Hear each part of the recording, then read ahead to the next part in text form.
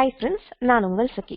நம்ம நாளும் பகிர்வோம் சேனல்ல போயிட்டு இருக்கு Excel for Beginners in Tamil சீரீஸ்ல இப்ப நம்ம பார்த்துட்டு இருக்கிறது formulas and functions பத்தி. போன இன்ட்ரோ வீடியோல நம்ம பிளஸ் மைனஸ் இதெல்லாம் என்னன்னு பார்த்துட்டோம். இன்னைக்கு இந்த கால்குலேஷன் ஆபரேட்டர்ஸ் பத்தி இன்னும் கொஞ்சம் டீடைலா பார்த்துடலாம்.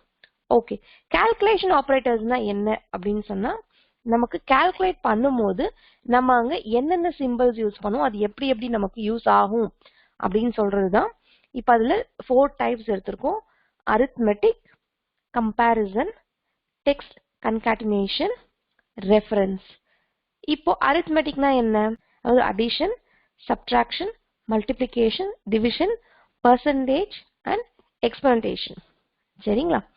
comparison அப்படின்றது என்ன அப்படின்னு சொன்னா equal to வா, அதாவது ஒண்ணுத்துக்கு இன்னொன்னு equal to வா இருக்கா, ஒண்ணுத்துக்கு இன்னொன்னு பெருசா, ஒன்னை விட இன்னொன்னு சின்னதா, ஒன்னை விட இன்னொன்னு பெருசு இல்ல ஈக்குவலா இருக்கா, ஒன்னை விட இன்னொன்னு சின்னதாவும் இல்ல ஈக்குவலாவும் இருக்கா, இல்ல ஒண்ணுக்கு ஒண்ணு ஈக்குவலா இல்லையா, நாட் ஈக்குவல் டுவா இருக்கா அப்படின்னு சொல்றது. சரிங்களா? டெக்ஸ்ட் கன்கான்டேஷன் அப்படின்னு சொன்னா ரெண்டு டெக்ஸ்ட் ஜாயின் பண்ணி ஒன்னா காமிக்கிறது.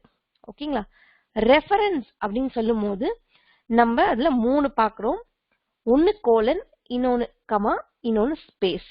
இது எல்லாத்துக்கும் நம்ம டக்குன்னு போயிட்டு எக்ஸாம்பிள்ஸ் பார்த்துட்டு வந்துடலாம். கால்குலேஷன் ஆபரேட்டர்ஸ் அப்படின்னு சொல்றதுக்கு நம்ம பார்க்க போற எக்ஸாம்பிள் பாத்தீங்க அப்படின்னு சொன்னா இப்போ பிளஸ் மைனஸ் ஆஸ்ட்ரிக் ஃபர்ஸ்ட் இத arithmetic பார்த்து முடிச்சிடலாம். ஓகே, இப்போ இங்க பாத்தீங்கன்னா உங்களுக்கு தெரியும் 10 plus 2 அப்படின்னு கொடுத்திருக்கோம். ஓகேங்களா? இங்க நமக்கு ஃபார்முலா பார்ல என்ன ஆபரேட்டர் யூஸ் பண்ணிருக்கோம்னு பாத்துக்கோங்க. கீழே பாத்தீங்க அப்படின்னு சொன்னா நமக்கு அதோட ரிசல்ட் வந்துடும். ஓகே, அதுவே சப்ட்ராக்ஷனுக்கு 10 minus 2 யூஸ் பண்ணிருக்கோம். மல்டிப்ளிகேஷனுக்கு 10 asterisk 2 யூஸ் பண்ணிருக்கோம். டிவிஷனுக்கு 10 divided by 5 யூஸ் பண்ணிருக்கோம். அதே உங்களுக்கு பெர்சன்டேஜ்க்கு 10% அப்படின்றது என்ன அப்படின்றது நீங்க கால்குலேட் பண்ணிருக்கோம். அதுவே 10 to the power of 2 10 to exponential அது யூஸ் பண்ணிருக்கோம். 10 to the power of 2 அப்படின்னு சொல்றது 100. சோ இப்படிதான் நம்மளோட arithmetic operators நம்ம யூஸ் பண்ணுவோம். ஓகேங்களா? சரி, அடுத்து நம்ம பார்க்க போறது comparison operators. நம்ம ஆல்ரெடி பார்த்தபடி equal to 10 equal to 2 10 உம் 2 ஈக்குவலா இல்ல, false அப்படின்னு வந்துருச்சு. சோ எப்பயுமே comparison operatorக்கு நமக்கு ரிசல்ட் வந்து true or false அப்படிதான் வரும். ஓகே, 10 விட 2 பெருசா? ஆமா. 10 விட 2 சின்னதா? இல்ல, false. 10 விட 2 பெருசு இல்ல ஈக்குவலா இருக்கா? ஆமா. 10 விட 2 சின்னது இல்ல ஈக்குவலா இருக்கா? இல்ல. 10 உம் 2 ஈக்குவல் இல்லையா? உண்மைதான், ஈக்குவல் இல்ல அப்படின்னு சொல்லிட்டு நமக்கு கம்பேரிசன் பண்ணிட்டு நமக்கு இங்க என்ன பண்ணிடுச்சு அப்படின்னு சொன்னா அதோட லாஜிக்கலா அதுக்கான ரிசல்ட் எடுத்து வந்து கொடுத்துருச்சு.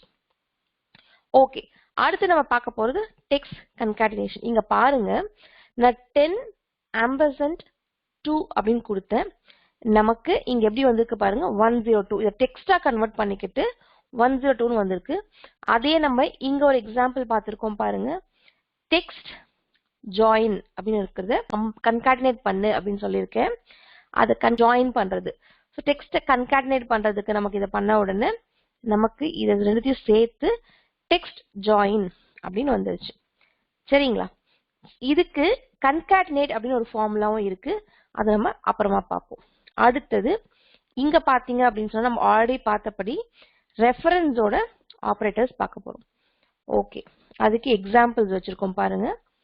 இந்த இடத்துல பாருங்க கோலன் யூஸ் பண்ணிருக்கோம். அப்ப கோலன்னா என்ன? நமக்கு ஒரு ரேஞ்ச் சொல்றது, A4ல இருந்து B4 வரைக்கும் அப்படின்னு ஒரு ரேஞ்ச நமக்கு ரெஃபர் பண்றதுனால நம்ம கோலன் யூஸ் பண்றோம். அதுவே சம் பண்ணணும் அப்படின்னு சொன்னா நம்ம என்ன பண்ணணும், இதுல இருந்து இத சம் பண்ணு அப்படின்னு சொல்லியிருக்கோம். அதாவது A4ல இருந்து B4 சம் பண்ணு, அது கூடவே C4ல இருந்து D4 சம் பண்ணு அப்படின்னு கொடுத்திருக்கோம். சரி, இது ஏன் நம்ம டைரக்டா கொடுக்க கூடாது அப்படின்னு கேட்டா, சரி ஓகே, இது நம்ம சின்னதா மாத்திட்டு என்ன பண்ணுவோம் அப்படின்னு சொன்னா இப்படி கொடுத்து பார்ப்போம். இந்த நடுவுல இருக்க C-ய விட்டுட்டு இப்படி கொடுப்போம். சரிங்களா? அப்ப நமக்கு என்ன வருது பாருங்க, டெசிமல்ல வந்திருக்கும். ஏன்னா இங்க ஏதோ ஒரு இடத்துல டெசிமல் இருக்கு. ஓகேங்களா? ஏன்னா இங்க 0.1 அப்படின்றதுனால நமக்கு இங்க டெசிமல்ல இங்க நமக்கு காமிச்சுது. ஸோ உங்களுக்கு இப்போ இந்த கமானா என்ன, ரெண்டு ரேஞ்ச் அங்க இருக்கு அப்படின்னு சொல்றதையோ இல்ல ரெண்டு ஆர்கியூமெண்ட்ஸ் நடுவுல பிரிக்கிறதுக்கோ, இது வேற ஆர்கியூமெண்ட் இது வேற ஆர்கியூமெண்ட் அப்படின்னு பிரிக்கிறதுக்கோ நமக்கு கமா இங்க யூஸ் ஆகுது.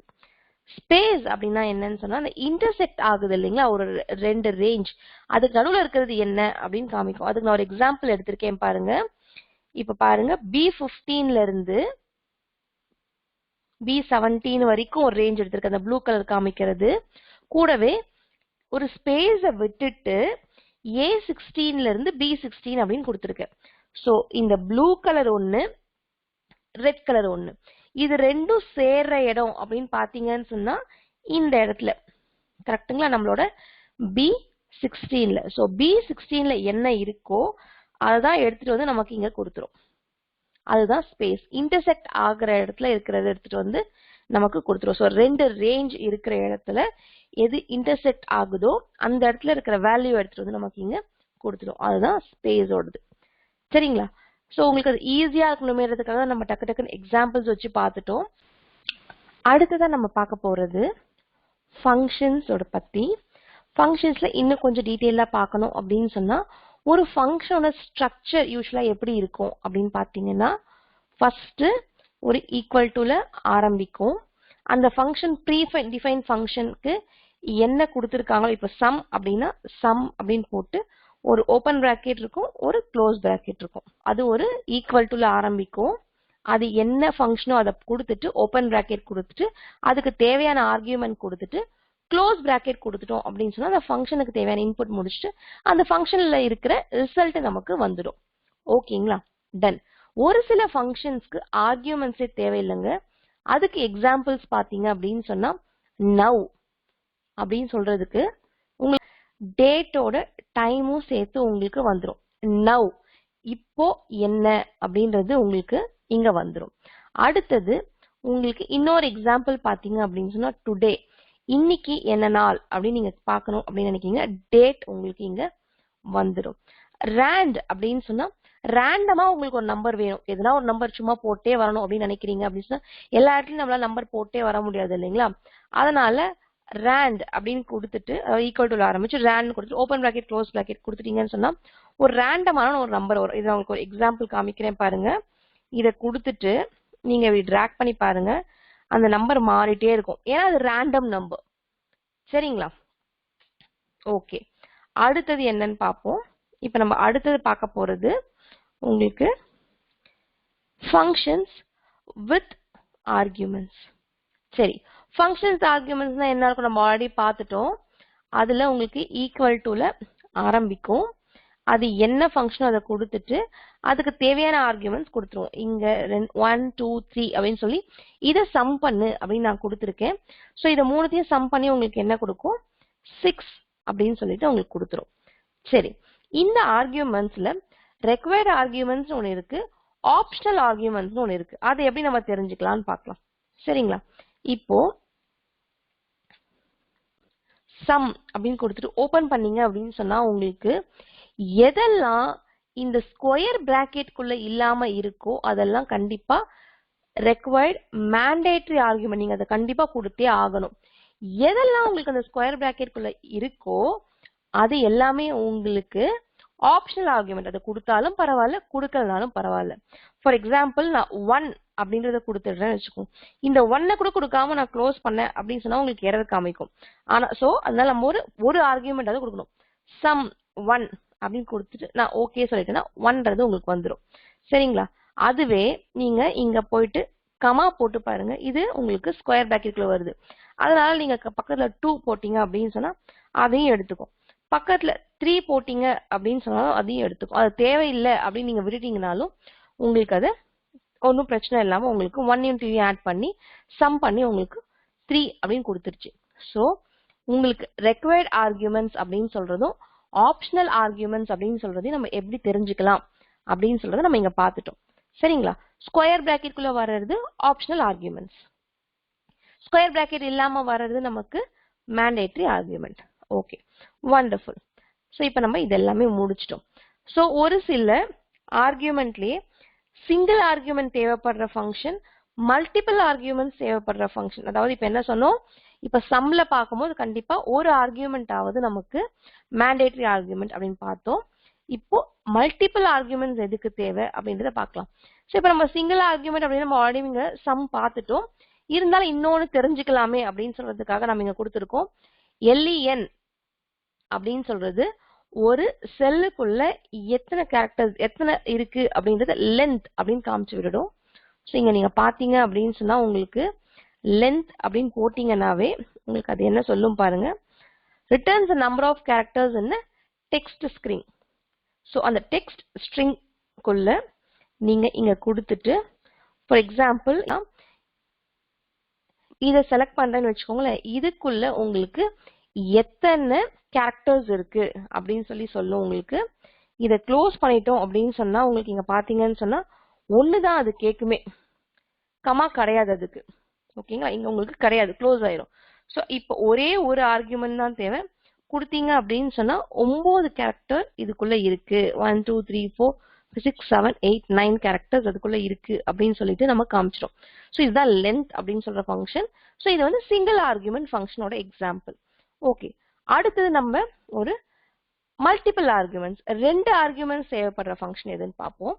இப்ப நம்ம இங்க ரேண்ட் அப்படின்றது உங்களுக்கு ஆர்குமெண்டே இல்லாம போட்டோம் அப்படின்னு சொல்லி நம்ம பார்த்தோம். ஸோ அது ரேண்டமான நம்பர் கொடுத்துரும். ஸோ ரேண்டமான நம்பர் கொடுக்கும்போது நம்ம பார்த்தோம் அப்படின்னு சொன்னா இங்க காப்பி பேஸ்ட் பண்ணும்போது இங்க பாருங்க, அது இஷ்டத்துக்கு ஒரு நம்பர் வந்துட்டு இருக்கு. கரெக்டுங்க, டெசிமல்ல வந்துட்டு இருக்கு. இல்ல எனக்கு இந்த நம்பருக்குள்ள வரணும் அப்படின்னு நம்ம நினைக்கிறோம் அப்படின்னு சொல்லும் போது நம்ம ரேண்ட் பிட்வீன் அப்படின்னு ஒண்ணு கொடுக்கலாம். சரிங்களா, அதாவது இது எங்க கேட்கும், ஒரு பாட்டம்ல ஒன்னும் டாப், அதாவது இதுல ஆரம்பிச்சு இதுல முடியணும் அப்படின்னு சொல்லும். இப்ப நீங்க இதை கொடுக்காம விட்டீங்கன்னு சொன்னா எரர் காமிக்கும். You have too few arguments for this function. So நீங்க கண்டிப்பா இன்னும் அதுல ஆர்குமெண்ட் கொடுக்கணும். ஸோ ஒரு பாட்டம் ஒன்று இருக்கணும், அது கூடவே உங்களுக்கு ஸ்டாப் அப்படின்னு ஒன்று இருக்கணும். ஸோ 100 அப்படின்னு கொடுத்தீங்கன்னா 10ல இருந்து 100க்குள்ள உங்களுக்கு ரேண்டமா நம்பர் ஒன்று எடுத்துட்டு வா அப்படின்னு சொன்ன உடனே 93 அப்படின்னு நம்பர் எடுத்து வந்துச்சு. இப்போ இதை நீங்க காப்பி பேஸ்ட் பண்ணி பாருங்க, ரேண்டமா நம்பர் உங்களுக்கு இங்க மாறிட்டே இருக்கும் பாருங்க, ஏன்னா அது ரேண்டம் நம்பர்ஸ். ஸோ அதுதான் ரேண்ட், இதுதான் ரேண்ட் பிட்வீன். ஸோ இதுல கண்டிப்பா 2 ஆர்குமெண்ட் நமக்கு தேவை. சரி, இவ்வளவு பார்த்துட்டோம். அடுத்தது ஒரு ஃபங்க்ஷனுக்குள்ளவே இன்னொரு ஃபங்க்ஷன் வருமா அப்படின்னு பார்க்கலாம். கண்டிப்பா வருங்க. அதுக்கு நம்ம ஒரு எக்ஸாம்பிள் எடுத்திருக்கோம். இங்க நம்ம டுடே அப்படின்றத ஒண்ணு பார்த்தோம். இப்ப நம்ம டெக்ஸ்ட் அப்படின்னு சொல்ற ஒரு ஃபங்க்ஷனை தெரிஞ்சுக்கலாம்.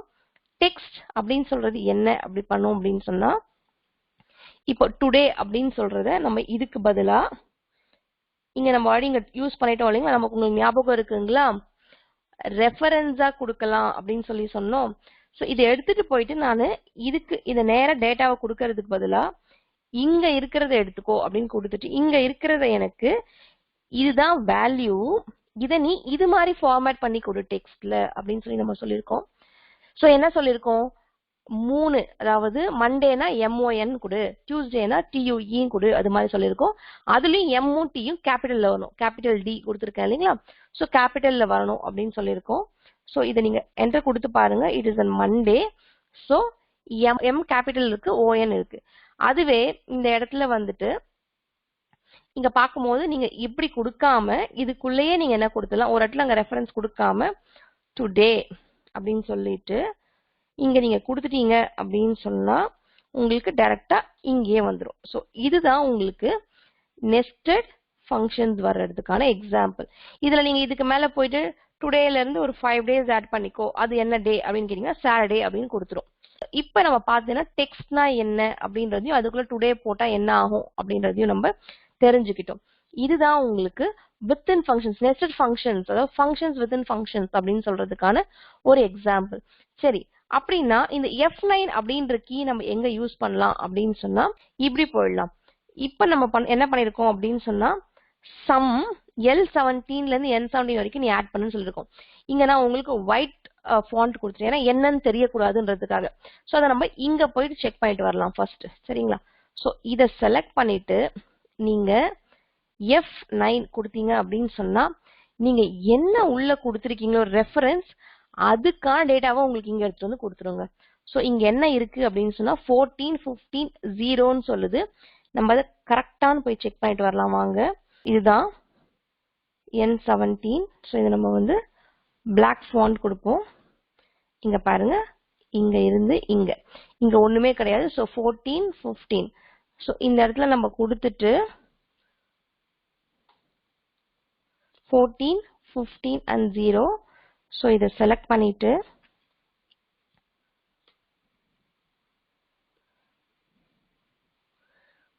F9 கொடுத்தோம்னா 14 15 and 0 அப்படின்னு நமக்கு காமிச்சுது.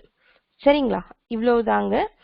ஸோ இதுதான் நமக்கு F9 ஒரு நெஸ்டட் ஃபங்க்ஷன் போடும்போது உள்ள போட்டுட்டே போறோம்னு வச்சுக்கோங்க. ஒன்னொன்னுக்கு ஆன்சர் என்ன அப்படின்னு நம்ம செக் பண்றதுக்காக நம்ம உள்ள போய் பார்க்கலாம். சரி, அதை நம்ம இங்க ஒரு எக்ஸாம்பிள் யூஸ் பண்ணோம். இப்போ நான் இங்க போய் காமிக்கிறேன் பாருங்க. ஸோ இப்போ நான் என்ன சொல்றேன் அப்படின்னு சொன்னா, இந்த இடத்துல எனக்கு இதோட ரிசல்ட் என்னவா வரும் அப்படின்னு நான் பார்க்கணும்னு நினைக்கிறேன். சரிங்களா, டுடேவோட ரிசல்ட் என்ன அப்படின்னு நான் பார்க்கணும்னு நினைக்கும் போது இதை செலக்ட் பண்ணிட்டு F9 கொடுத்தனா இது 44459. அதாவது டேட் ஃபார்மேட் இல்லாம ஜெனரல் ஃபார்மேட்ல உங்களுக்கு இப்படிதான் வரும். ஸோ அதை +5 அப்படின்னா இப்போ நீங்க சும்மா இதை பார்த்துக்கோங்க. 44459 +5 அப்படின்றது என்ன ஆன்சர் அப்படின்னு பாக்குறதுக்காக நீங்க இதை கொடுத்து பாருங்க. 44464 அப்படின்னு நமக்கு உள்ள கால்குலேட் ஆயிட்டே போகுது. சரிங்களா, ஸோ இப்போ இந்த 44459 என்னன்னு உங்களுக்கு காமிக்கிறேன் பாருங்க. நீங்க 44459 அப்படின்னு சொல்றத போட்டுட்டு இன்னதை நான் உங்களுக்கு காமிக்கிறேன். நம்ம ஆல்ரெடி இந்த கஸ்டம் பண்றதுலாம் எப்படின்னு பார்த்துட்டோம். ஸோ நம்ம இப்போ என்ன கொடுத்துருக்கோம் அப்படின்னு சொன்னா, இந்த மாதிரி ஃபார்மேட்ல எனக்கு வேணும் அப்படின்னு கொடுத்துருக்கோம். ஸோ 9/20/2021 அப்படின்னு சொல்றது தான் நமக்கு இங்க 44459 காமிச்சுது. ஸோ இது கூட நம்ம வந்து 5 ஆட் பண்ண சொல்லியிருந்தோம்.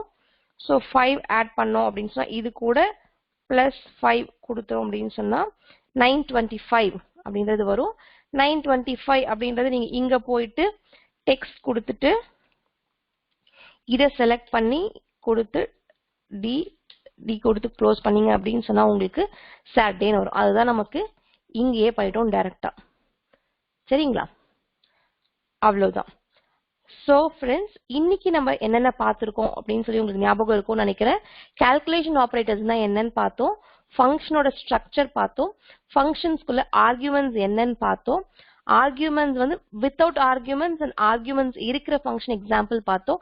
அந்த ஆர்குமெண்ட்ஸ்ல required arguments and optional arguments எப்படி கண்டுபிடிக்கலாம்னு பார்த்தோம். உங்களுக்கு ரெக்வயர்ட் ஆர்குமெண்ட்ஸே இருந்தா கூட single argument mandatory and multiple arguments மேண்டேட்டரிக்கான எக்ஸாம்பிள் பார்த்தோம். நெஸ்டட் ஃபங்க்ஷனோட எக்ஸாம்பிள் பார்த்தோம். F9 கீயோட யூசேஜ் பார்த்தோம். அடுத்த வீடியோல நம்ம ஆர்டர் ஆஃப் ஆப்பரேட்டர் பிரசிடென்ஸ் என்ன அப்படின்றத பார்க்கலாம். இது நமக்கு போர்ட் மாஸ் அப்படின்னு சொல்றது நமக்கு ஞாபகப்படுத்தும். போர்ட் மாஸ் நிறைய பேருக்கு மேக்ஸ்ல ஞாபகம் வரும்னு நினைக்கிறேன். எக்ஸல் தனக்குன்னு என்ன வச்சிருக்கு அப்படின்னு சொல்றதை நம்ம அடுத்த வீடியோல பார்ப்போம். இந்த வீடியோ உங்களுக்கு யூஸ்ஃபுல்லா இருந்திருக்கும்னு நினைக்கிறேன். யூஸ்ஃபுல்லா இருந்ததுன்னு சொன்னா நம்ம ஃப்ரெண்ட்ஸ் அண்ட் ஃபேமிலி கூட ஷேர் பண்ணிக்கோங்க. நம்ம சேனலை இது வரைக்கும் சப்ஸ்கிரைப் பண்ணாதவங்க சப்ஸ்கிரைப் பண்ணிக்கோங்க. நம்ம வீடியோஸ்க்கு ஒரு லைக் கொடுத்துருங்க. நன்றி, வணக்கம்.